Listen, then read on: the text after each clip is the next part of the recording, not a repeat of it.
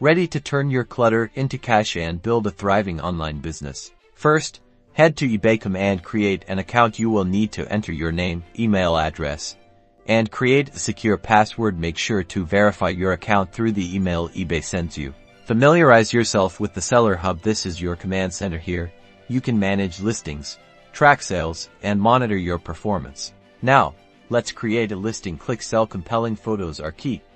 Use good lighting and show your item from multiple angles. Write a detailed description including the item's condition, features, and any flaws. Be honest. Choose a competitive price. Research similar items to see what they're selling for. Select your shipping options. You can offer free shipping, charge a flat rate, or calculate shipping costs based on the beer's location. Set up your payment method. PayPal is a common option, but eBay also offers managed payments, which deposits funds directly into your bank account. Once an item sells, package it securely. Use bubble wrap, sturdy boxes, and packing peanuts to prevent damage during shipping. Print your shipping label and ship the item promptly. Provide the tracking information to the beer so they can follow its journey. Finally, provide excellent customer service.